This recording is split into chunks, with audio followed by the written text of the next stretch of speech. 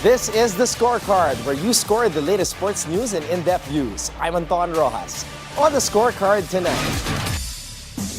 in the NCAA, Letran rallies late as Himzon leads shock win over Benilde. Chess icon Carlsen held to stalemate by 143,000 online challengers. Angel Cabrera bounces back from prison to claim another major on PGA Tour champions. Meanwhile, F1 Australian driver Doohan urges an end to online abuse. Yankees handle Rangers behind Warren Case and judges homer. Caitlin Clark hits another milestone, but Fever dropped nail-biter to revamp Dream. In the NBA playoffs, Western Conference Finals, Shai Gilgeous-Alexander and the Thunder dominate the Timberwolves to win Game 1 at home. And know how legendary volleyball coach Otie Camangian is helping discover a new talent through a groundbreaking grassroots program.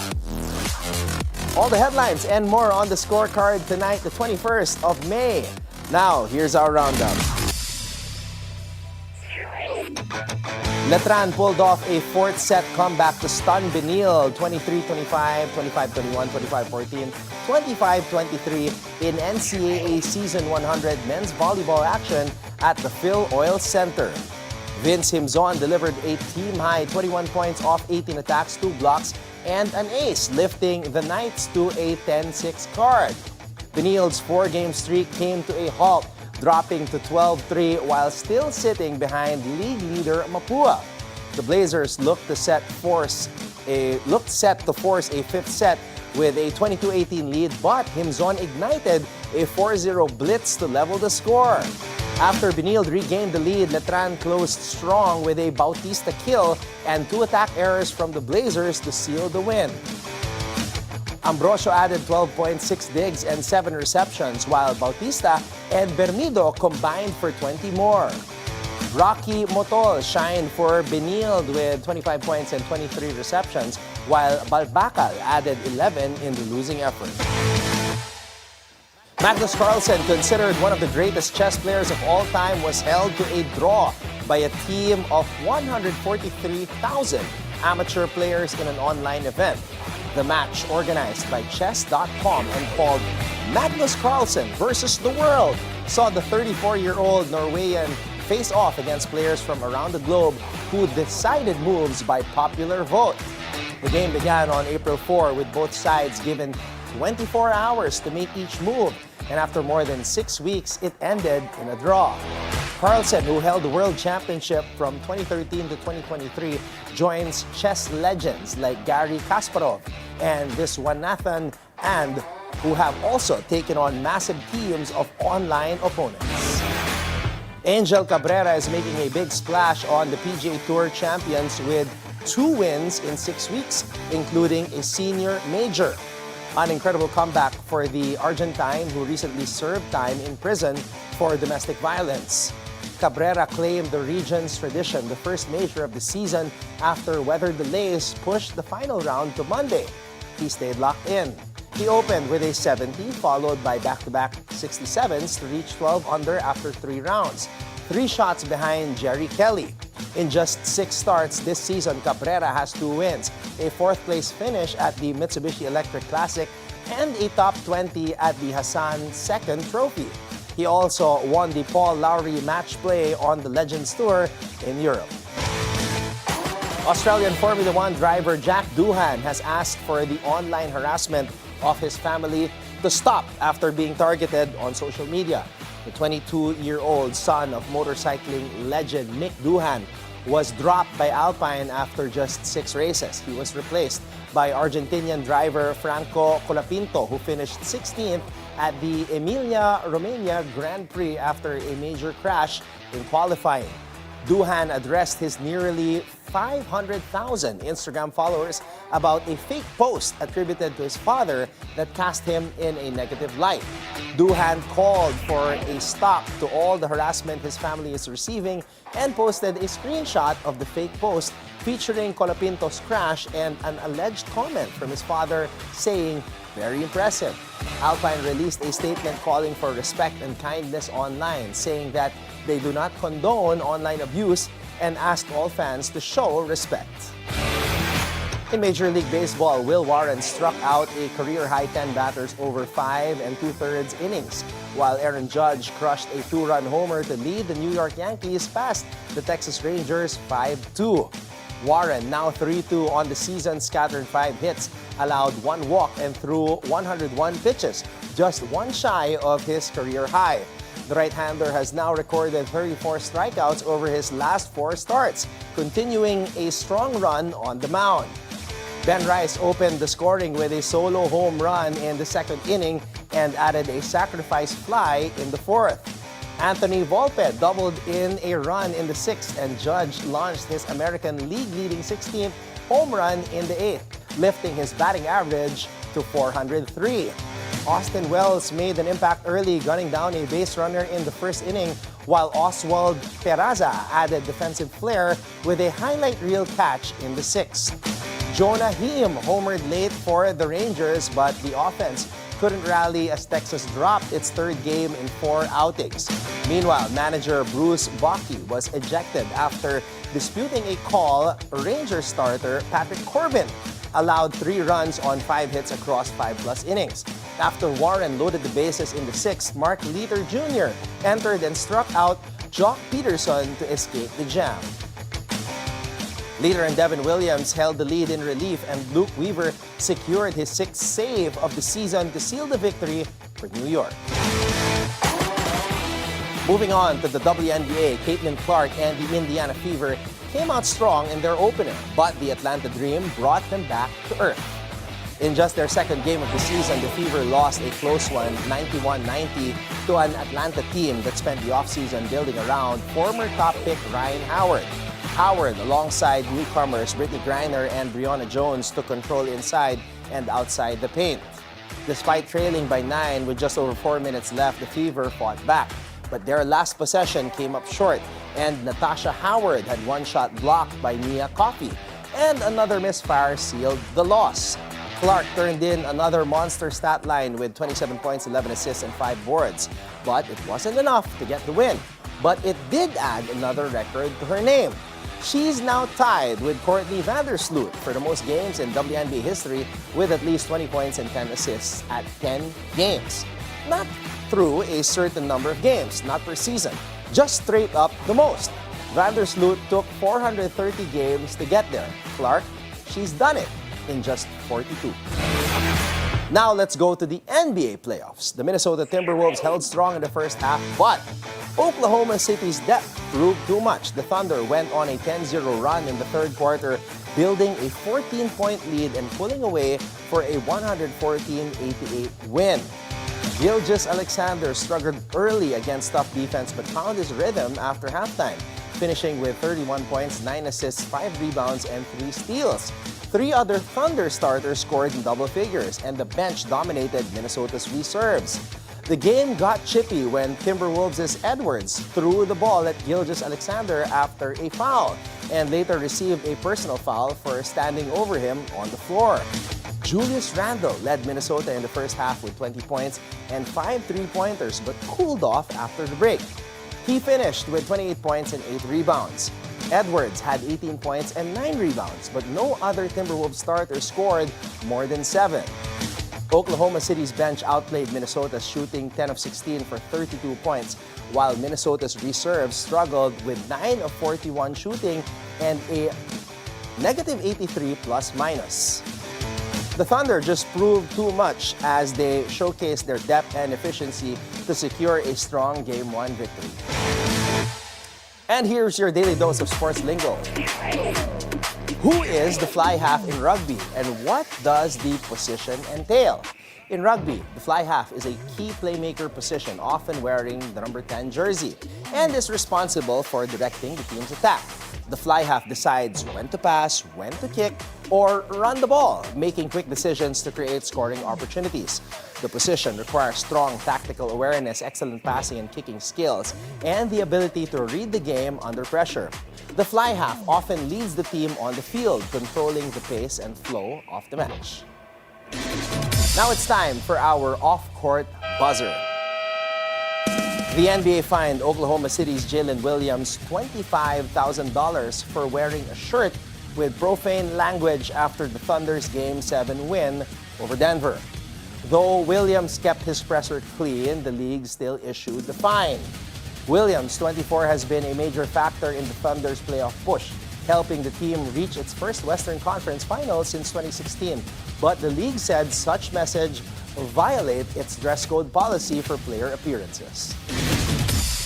And that's our roundup for tonight, the 21st of May. Up next, let's get to know how volleyball coach Otie Camangian is helping discover new talent through a groundbreaking grassroots program. Right here on The Scorecard.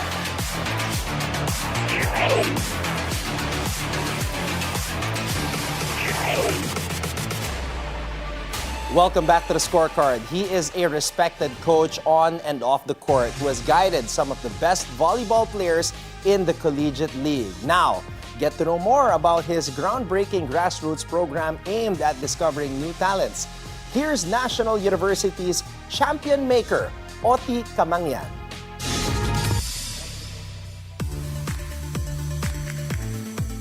We're here right now with the sports consultant of the city of Muntinlupa, Coach Otie Camangian. Coach Otie, maraming salamat sa oras, Coach.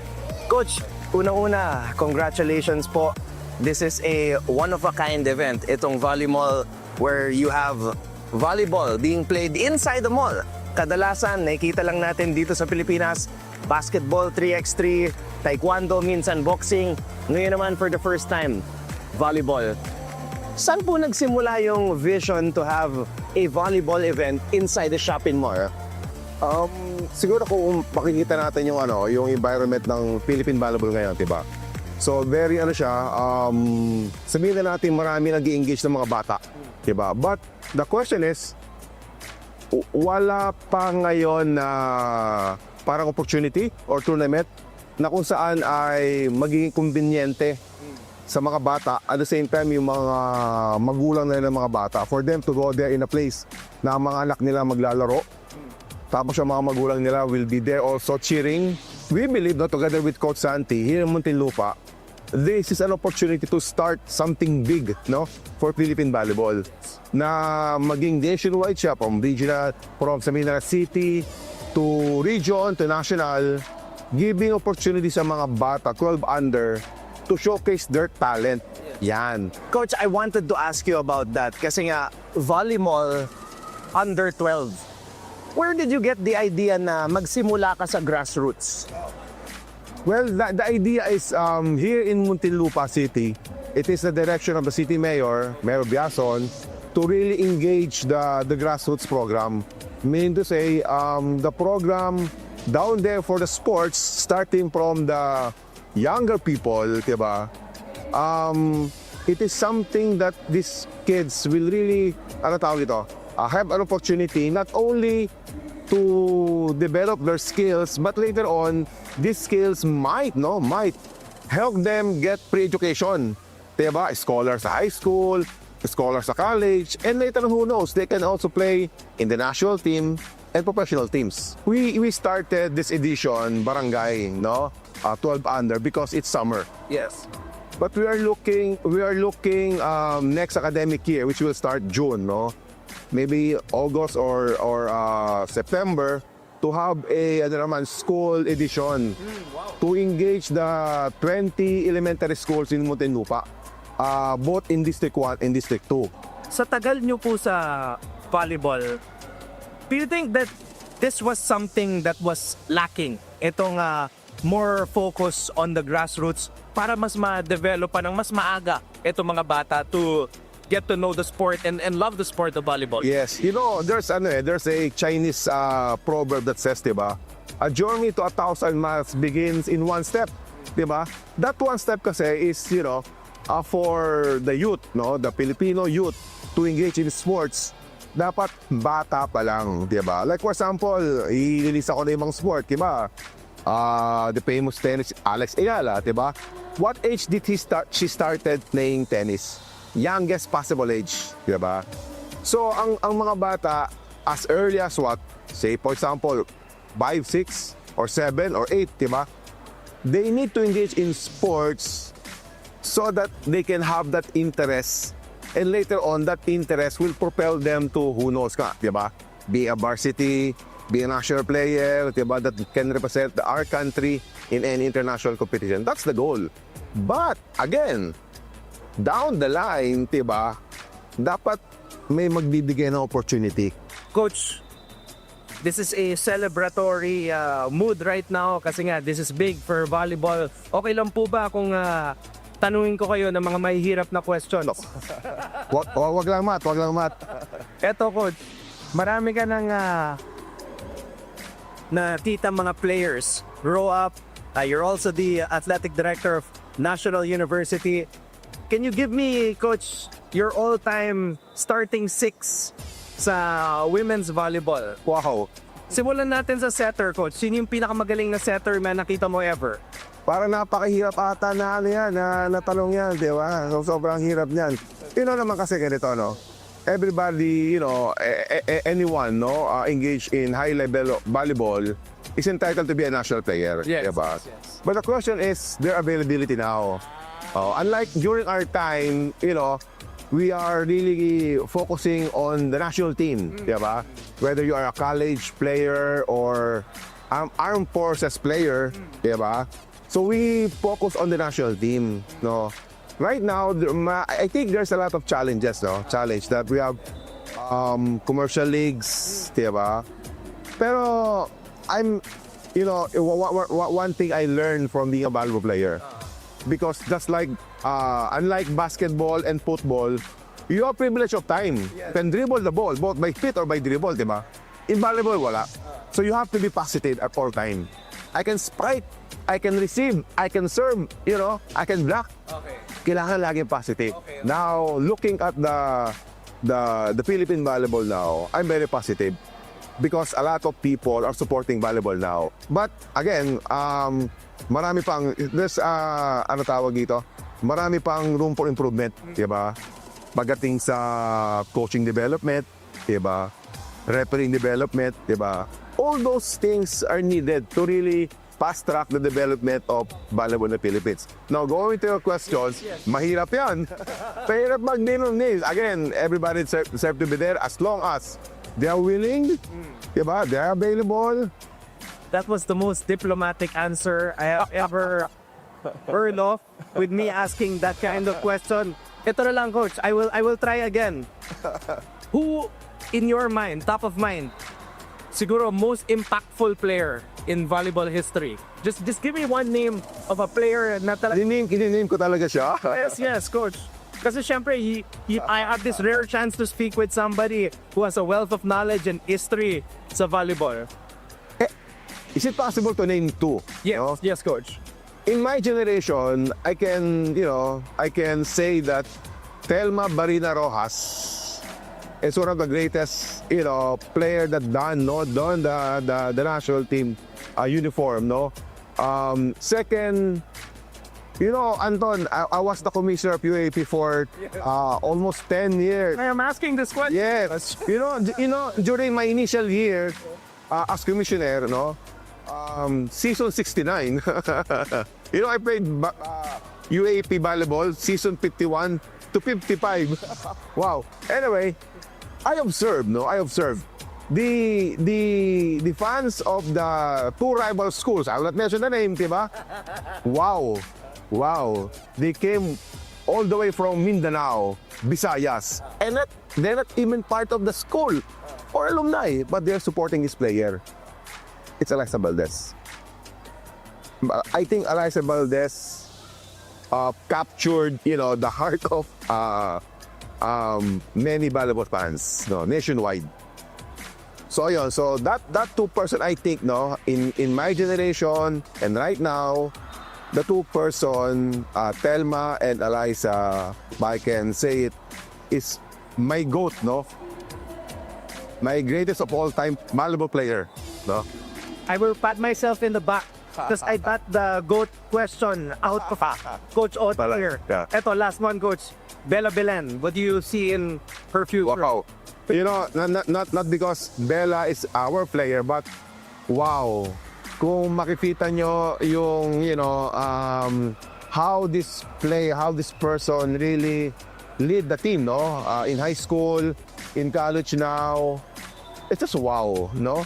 She's a very well-rounded person. In fact, she graduated yesterday, no? Earning a BS in psychology, no? And being the team captain ball now, I saw myself in her.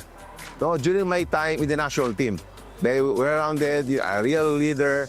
It's something that, you know, I will push my teammate for them to, you know, to give their best, no, in training and in competition, no, as well as they have to see that I'm also giving my best. That's Bell. In and out the court, just wow. She's sa akin,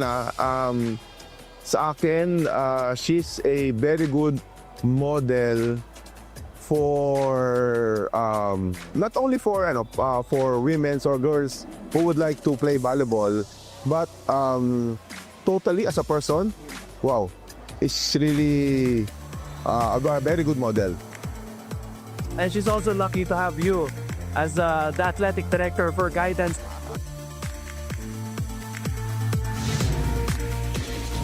Up next, this is where legacies clash and history breathes. The Knicks defending their turf at the Garden. The Pacers charging in with nothing to lose. It's a classic Eastern showdown. Will New York hold the line, or will Indiana steal the spotlight and send shockwaves throughout the city? We're about to find out. So you can keep your eyes on the prize.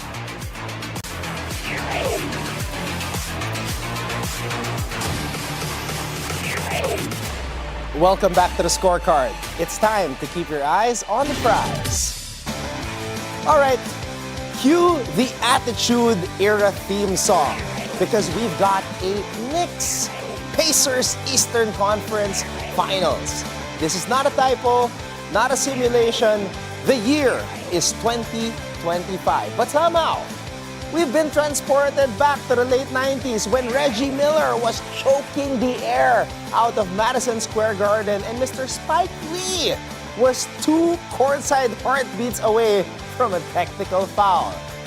But here we are again, round 9 of the greatest grudge match in Eastern Conference history. The Knicks, the Pacers, a trip to the NBA Finals on the line, and fittingly, it's Jalen Brunson versus Tyrese Halliburton, 2 guards who could have stepped out of a video game or maybe a tag team match. And speaking of tag teams, yes, these two actually faced off in a wrestling ring last summer. Steel chair for Brunson, brass knuckles for Halliburton. I mean, what rivalry includes both playoff buzzer beaters and actual pro wrestling weapons?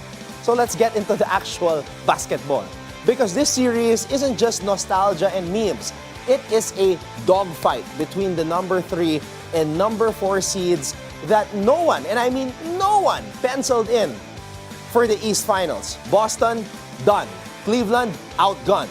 Let's talk New York. The Knicks, they just embarrassed the defending champs and did it in style. A 38-point demolition of the Celtics in Game 6 at the Garden.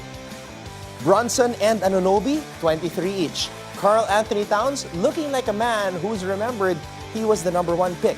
And big shout out to Deuce McBride, who turned a chase down block into a citywide roar that shook the rafters. This isn't the grinded out Knicks of yesteryear. This squad scores 124 points per game versus Indiana in the regular season. Towns, he averaged 30 and 12. Mikal Bridges is playing his best ball, and MSG is as loud as it's been since Allen Houston kissed the rim in '99. But Indiana is ready. They just took a flamethrower to Cleveland's top seed Aura Halliburton, cold-blooded Pascal Siakam, the perfect Swiss Army knife. And if you slept through the last month, the Pacers are 48-19 since December. That's not a hot streak. That's a lifestyle. This isn't just some cute Cinderella run. This is a team that's finally figured out the balance between chaos and control. Rick Carlisle has them humming, and they're built to run. They turned a 19-point deficit in Cleveland into a 17-2 third-quarter blitz. That's not coaching. That's DNA. Halliburton versus Brunson. It's not just the duel we didn't know we needed. It's the showdown that this series deserves. They were teammates on Team USA. Now, they are rivals in a series where one blinks, sends the other one home. Add in Reggie Miller on the TNT call. Spike Lee pacing like a man who's seen too much heartbreak. And we're one hard foul away from Starks throwing a punch. So look, this is the 9th playoff meeting between these two teams. The Pacers lead it 5-3. They ended the Knicks' run in 2000. But the Knicks got them again in 94 and again in 99 as an 8th seed. These two don't just play playoff series. They write chapters. And now, the winner gets the NBA Finals. That's not a subplot. That's the whole movie. Now Brunson is knocking on the door of Knicks royalty. He's already dragging a team that plays harder than any in the league. Halliburton, he's stepping into Reggie's shoes, taunting the Garden, silencing crowds, flipping games with swagger and daggers. This series won't just be about basketball. It's going to be about toughness, control, chaos, and yeah, but hopefully not, maybe a folding chair or two. So cancel your plans. This isn't just a playoff series. This is a rivalry reborn. Knicks, Pacers, round 9. Let the madness begin. Now stay ahead of the game as the battle for the playoffs heats up with high-stakes matchups. And here is your odds breakdown for tomorrow.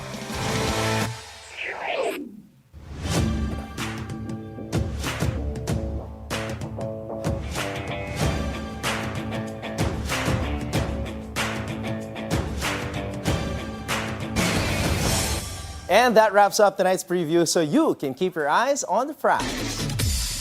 Before we go, think on this.